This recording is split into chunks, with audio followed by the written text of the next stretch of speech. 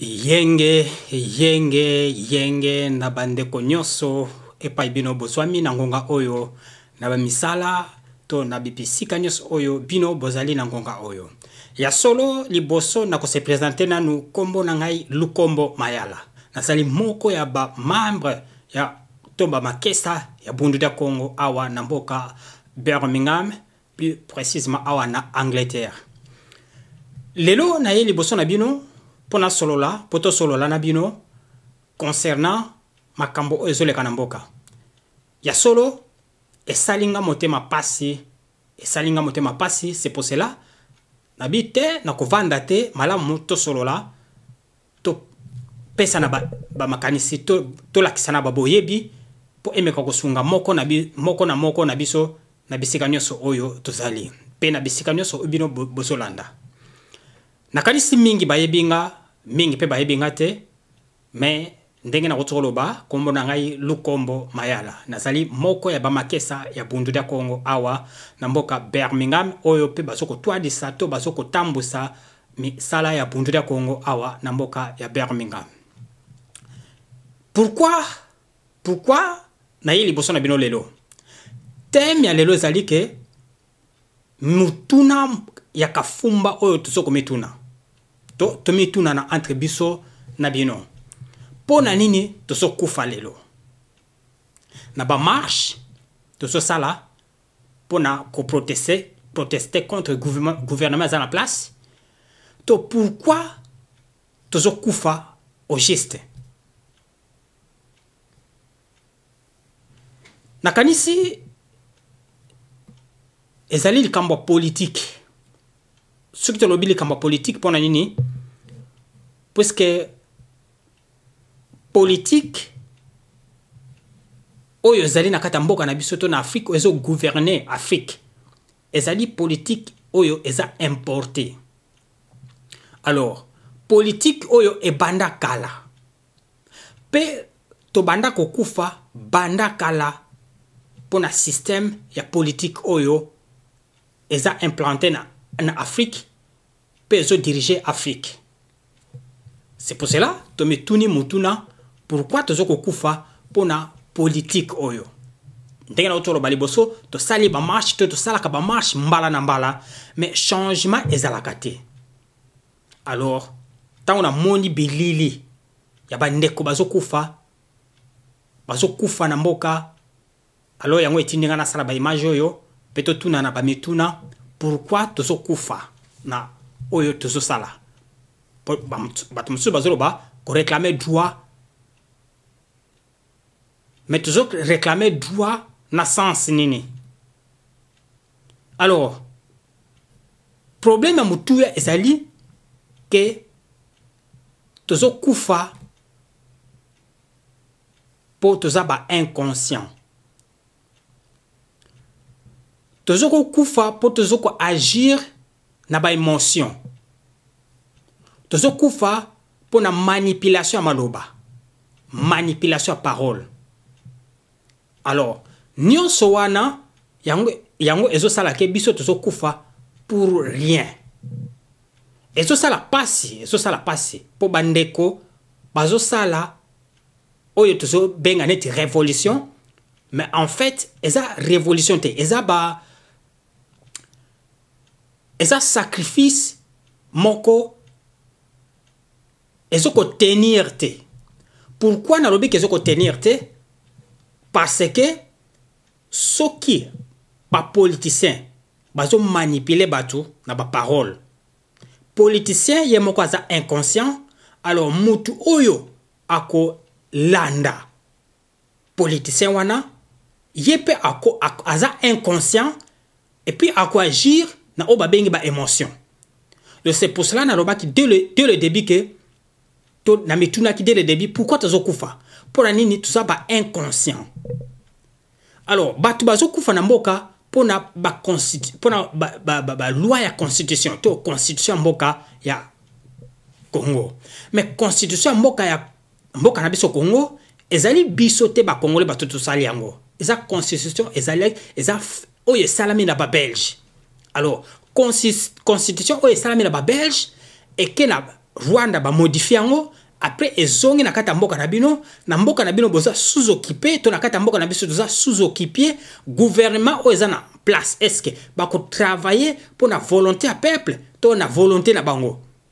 Alors c'est ça question o ce qu'on a ya mutu ya na banda ko mutu na lelo pourquoi bandeko bazo kufa bazo ko sala révolution to bazo ko se sacrifier peut-être inutilement puisque ezo soit na motema.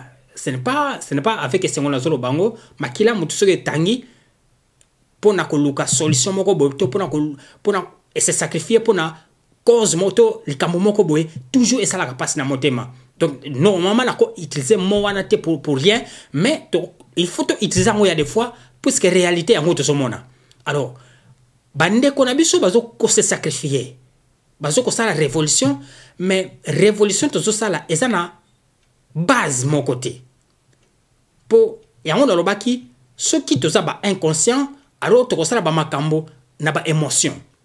To ko agir na ba émotion. Donc manipulation maloba. Ba politicien baso manipuler batu yango ezoko tinda biso to agir na ba émotion ezoko kumba biso na liwa.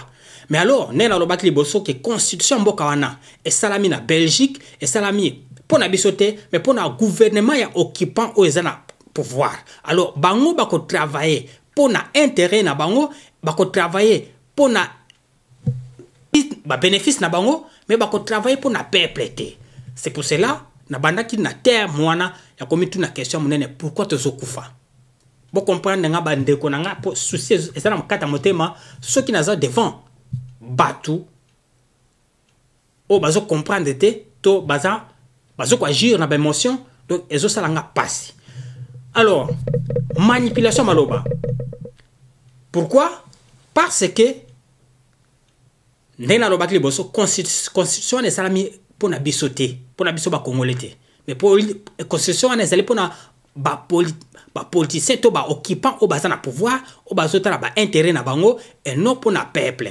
Alors ceux qui peuple est comme conscient ba conscience ba comprendre et loko wana que constitution na eza pour na bisoté mais elle pour na bango. Alors il faut que peuple ba politicien ba expliquer peuple ba comprendre et puis ba ça là au moins révolution nan liboso il y a occupation et puis toke na révolution il y a constitution. Mais tant que peuple ne comprendre système wana constitution te ba comprendre système wana te alors moi épée mutu a se sacrifier pour cause moko boye exactement tout ce que se sacrifier pour na ba émotion yango na zoko répéter toujours tout ce que se sacrifier pour na ba émotion et puis tout ce que ça sacrifice moko pour rien pour ce totali banana bepo ka ba mutakasa vubu ba mutalumumba après colonisation gouvernement elandi ezaki toujours gouvernement pour servir ba européen après gouvernement o elandi ya Mbuta Mobutu ezalaka pour servir ba européen après Mbuta Mobutu Kabila père aye azawana pour servir ba européen alors Kabila père akei Joseph Kanambe azana eza pour servir ba européen alors bozoko comprendre que système o ezawana ezali imposé eza exporté eza imposé na biso po biso to se servir te mais to servir baninga. Alors il ne faut pas te kufa na sens il ne faut pas te kufa na ba émotion. Il ne faut pas te kufa na ba symptôme. Il ne faut pas te kufa na ba effet. Alors likambo ya munene ezali awa ezali nini? Ce na lobi ba leader, ce ba lobi ba opposant. Na Congo to na ba leader ya ba opposant kaka moko peut-être. Kaka moko, les vrais leaders opposants. Azaka moko. Mais le reste bazaba tu moko bazaba inconscient.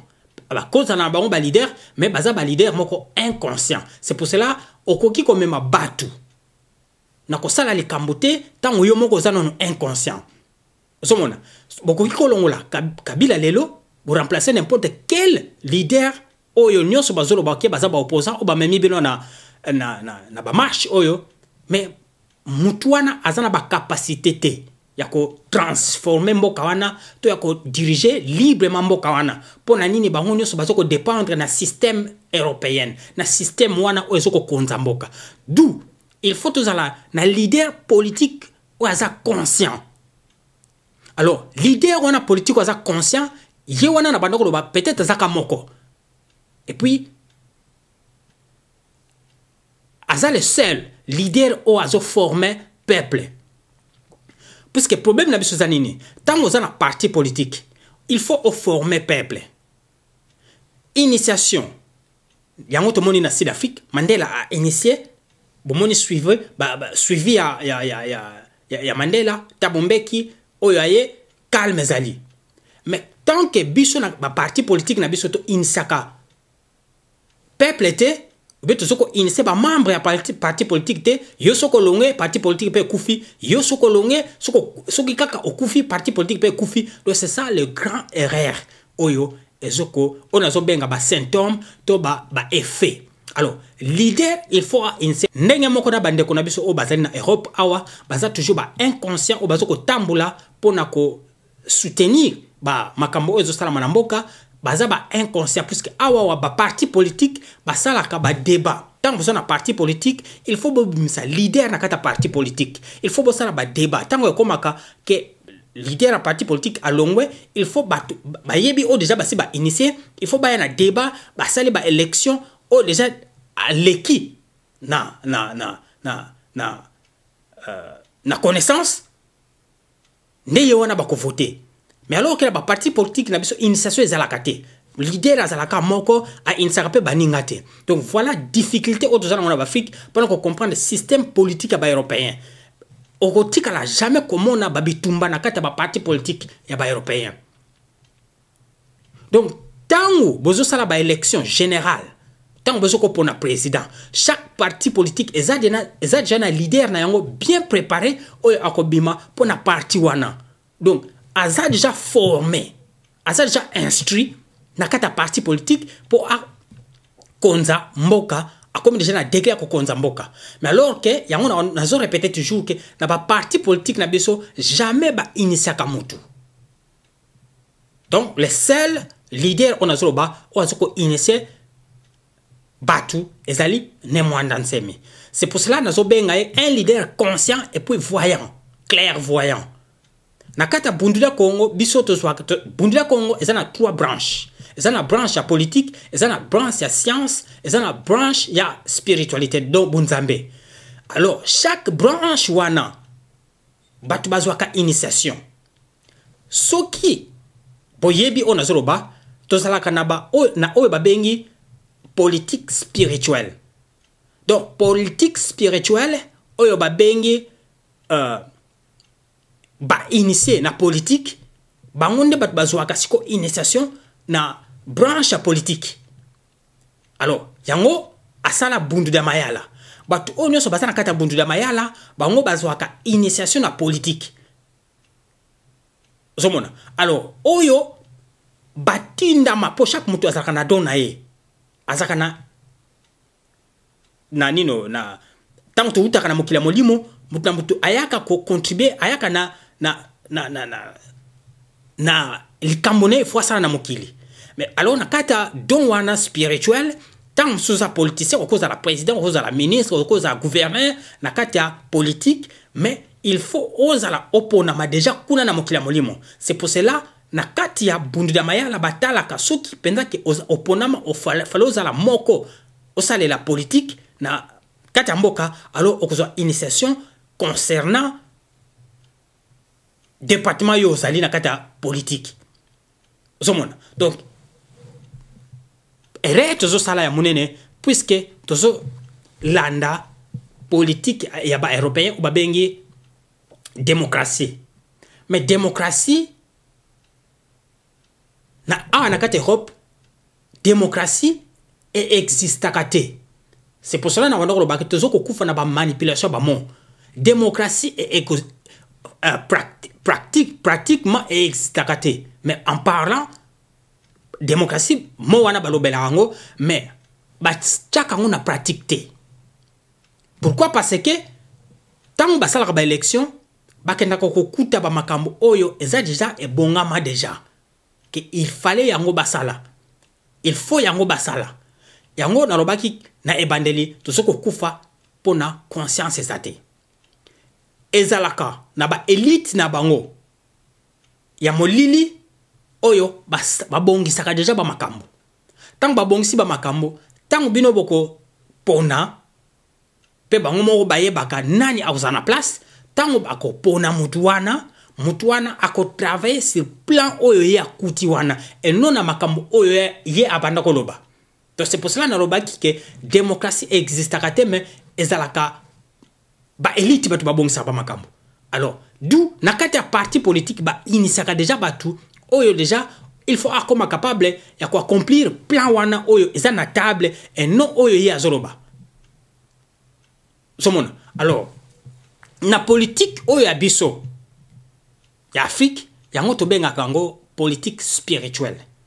Mais non politique neto zoloba ya démocratie. Non. Politique spirituelle. Donc faut osala muponami. Banda na mokila molimo, banda na mokila se awa ponio et okomi un homme politique complet. Mais ba leader na biso wana ba miyebi kutute ceux qui aza vraiment leader aponama na mokila molimo pour ça la politique. Donc voilà difficulté autres za lango wana. C'est pour cela na yaki pour la meka ko expliquer bino que tozo kufa pour rien pour na nini tozo koka ko identifier les vrais politiciens ya mboka na biso te. Mais so tozo ngi mwa muke na histoire na biso toya komona ke ba messager o baleka kala to ba prophète o baleka kala ba si ba prophétisa ba loba déjà et kozala un certain temps moko boye mutu oya ko gouverner mboka na akozala un homme spirituel. Batu mingi bakoyeba yete. Mais malembe tango mutu wana banda koteya batu babana ko comprendre ye et puis bana ko landa malembe. Donc si eteya manango si elle a déjà prophétisé que boko soit un leader spirituel, pas religieux mais un leader spirituel. Donc c'est pour cela na minute oyo un leader spirituel si tu sois déjà leader spirituel on a mais azawa na pona ko former pona ko initier ba politicien ba nouveau politicien spirituel o ba ko travailler na génération ozoya génération onyo sosoko elongwe génération to gouvernement o ekolanda avec le leader spirituel pour komona ke makambo ekotambola selon le lenge na biso. Donc c'est pour cela que nazolo ba na bandeko po ba fungula miso ba kufa pour rien te ba se sacrifier pour rien te pour na manque ya connaissance. Alors leader spirituel on a azali on a banda ko loba depuis kala gene mwanda nsemi to azala pona ko former pona ko initier ba tout spirituellement oyo ba bengi ba wasi wa dimbo ce sont les gens oyo ba ko to bana bilembo oyo ba ko tambu samboka mais sous initiation ya longia Congo ne mwanda nsemi ne makandala bato ebele babanga kamo oyo ba bengi initiation. Mais initiation ezali nini? Initiation ezali introduction. Donc ba introduire yo ozana ba capacité ozoye ko la likambo mais ozoko ko atteindre niveau où il fallait atteindre te. Alors OK si qu'on a un initiateur o expliquer kana yo atalanga bona boy mutu na lobino ke sala boy pour atteindre destination na yo. Voilà au babeng initiation pour battre bele papa ngaso be initiation bazoko l'action bazoko initiation bundokitoni non. Initiation ezali yo moko na no makanisi na fo balana na likambo ozoye ko la tango ozoye ko la likambo na siko atteindre na niveau moko ke osuki. Alors il faut mutu oaza likolo na yango o ayebi mingi ala kisayo nini okosala ndenge tam susu toye ko la kolamba eza initiation mama ko akoya akolakso cha mungu au quantité bo chabo a initiation ayo poko molamba. Politiquement, politique pesande ngwana, spiritualité pesande ngwana. Donc makambo nyonso zande ngwana, il faut ba initier yo, il faut ba former yo. Mais il faut zana elembo wana ya formation oyo yozwa. Suko zana elembo wana te alors ekozala incapable pona yo okoka ko maîtriser fonction wana. Zomona. Donc bande kona ngai eza motema ezosala nga passe ya mingi. C'est pour cela na ye liboso na bino pona nini to comprendre que système oyo tozo bundisa na mboka tozo bundisa kaka gouvernement te mais tozo bundisa système oyo ezoko diriger mboka. Alors système wana ezali nini? Eza système ko invisible. Donc eza ba les mondes occidentaux, Europe, États-Unis, Asie, yango sikoyo basali bloc moko oyo ezoko manipuler Afrique, to ezoko diriger Afrique na volonté na bango. Alors biso siko futo yeba cause. Osomona. Donc problème à ma cas c'est ça que tozo yeba cause te, tozo ko bundisa ba effet, tozo ko bundisa ba symptôme, tozo ko bundisa ba symptôme na ba effet, mais tozo ko bundisa cause te. Alors pona ko bundisa cause lingi ko lo bate que to beta na ba makofi non. Il faut avoir conscience, obandi ko se déchaîner, obandi ko milongola na ba système wana. Personnellement, eza travaux moko personnel ya kosala na ndaku tangu aussi conscience que eloko nazo sala eza mabe, eloko eza mabe ko conduire nga place boye olongwe siko na système wana malembe. Yango babengaka changement de mentalité. Donc changement de mentalité veut dire qu'on comprend de mbeba place ezali kolongola mbeba wana. Donc ndenge moko na changement de mentalité wana biso tozwaka initiation na bunduda Congo na kata initiation wana tozwaka ba leçon wana siko yo moko ozoko se maîtriser nanu tango ozoko se maîtriser alors ozoko maîtriser branche ya makambo zoyekola to na politique to na science to na spiritualité. Alors tant siko ozoko zo formation wana ozo temps ya ko changer mentalité na yo. Donc c'est pour cela c'est très important ba to ba comprendre pour ba to mingi ba comprendre ka bunduda kongote, ba to mingi ba comprendre ka longia kongote ne monansemi, ba to mingi ba comprendre ka bunduda kongote ne na otoloba pe ba comprendre ka fonctionnement ya bunduda kongote, mais na bunduda kongote zo ka formation. Bunduda Congo ezali école, ezali université, ezali académie. Zomona, mais siko tokendaka na bazikwa, po zikwa ezali centre ya formation. Patu mingi bakansaka ke tokendaka na zikwa pona ko sambela, non. Na zikwa tokendaka ko pratiquer oyo toyekolaka. Donc zikwa ezali centre ya formation.